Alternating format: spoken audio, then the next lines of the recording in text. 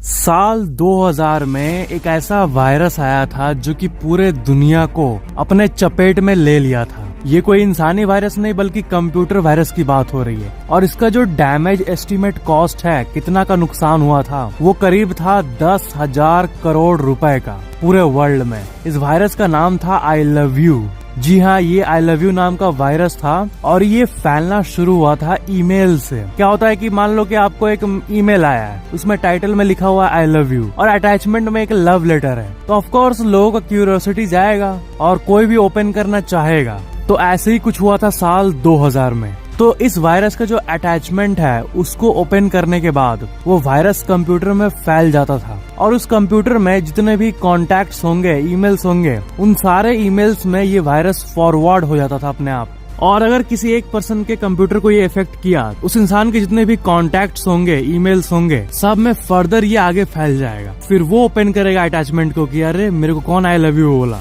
तो ऐसे ही करते करते ये करोड़ों कंप्यूटर्स में फैल चुका था पूरे वर्ल्ड भर में और ये आज तक के सबसे डेवास्टेटिंग वायरसेस में से एक था। अगर मैं बात करूं मोस्ट डेवास्टेटिंग कंप्यूटर वायरसेस के बारे में डैमेज कॉस्ट के मामले में, तो माई डूम नाम का एक वायरस था जो कि आज तक का सबसे डेवास्टेटिंग वायरस है। साल 2004 में ये निकला था और ये $38 बिलियन का लॉस किया था पूरे वर्ल्ड को, 3 लाख करोड़ रुपए का डैमेज। उसके बाद एक सो बिग नाम का वायरस था और वो किया था 1,80,000 करोड़ रुपए का डैमेज। इसलिए मैं आपको एक सेफ्टी इन्फॉर्मेशन भी दे दूं कि आपको किसी भी अननोन मैसेजेस या लिंक्स को ओपन नहीं करना चाहिए और प्ले स्टोर और ऐप स्टोर्स के बदले और कहीं से एप्स को डाउनलोड नहीं करना चाहिए, क्योंकि हैकर्स जो है वो हमेशा नए नए टेक्निक्स को ढूंढते रहते हैं। लोगों को कंप्यूटर सेफ्टी का अवेयरनेस होना चाहिए। सेम विथ मोबाइल्स, मोबाइल भी एक तरह का कंप्यूटर ही है और आजकल जितने लोगों का अचानक से बैंक खाली हो जा रहा है, सब कुछ हो जा रहा है मोबाइल में लॉग्ड इन के चलते,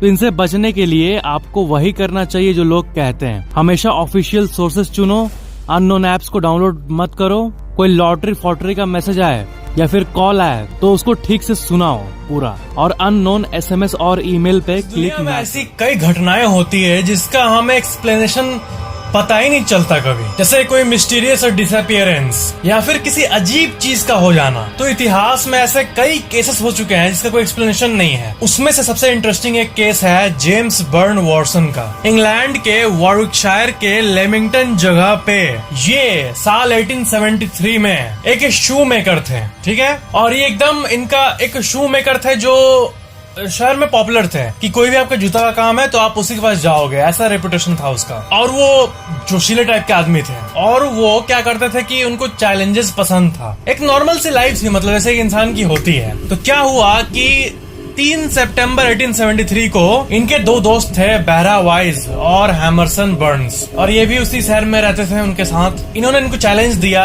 कि आप लेमिंगटन हमारे शहर से कोवेंट्री तक आप दौड़ के दिखाओ, जो कि 20 माइल्स यानी 32 किलोमीटर का रास्ता है। क्या आप अपने आप को रनर मानते हो, दौड़ने वाला? तो करके दिखाओ। उन्होंने चैलेंज एक्सेप्ट किया और वो चीटिंग न करे और शॉर्टकट न ले, इसलिए उनके दोस्त उनको घोड़े पे फॉलो करने लगे। वो मस्त उसके साथ बात करते हुए उनका बॉडी का क्षमता देख रहे हैं कि अरे ये तो दौड़ ले रहा है, फॉलो कर रहे हैं और पीछे घोड़े पे ये लोग हैं और वो वहाँ पे रेस का चैलेंज कंप्लीट कर रहे हैं। तो हुआ ये कि एक अजीब सा पत्थर दिखा उनको अपने आगे और इन लोगों को अजीब लगा घोड़ा पे, ठीक है, दो जन थे और उसके आगे जो मेन जेम्स थे वो तो जोशीले एकदम दौड़ रहे हैं और पत्थर पे टकरा गए। एंड उसके बाद जब उस पे पत्थर पे टक्कर हुआ, ये पत्थर अगर ये टक्कर हुआ तो वो हवा में ऐसे उछल गए और जमीन पे गिरने के पहले ही वो वैनिश हो गए। ये देखने के बाद उनको समझ नहीं आया, उनके 2 दोस्त का तो हालत ही खराब हो गया। वो जल्दी शहर वापस गए और सबको बताए कि वो क्या देखें। फिर पुलिस को डाउट हुआ कि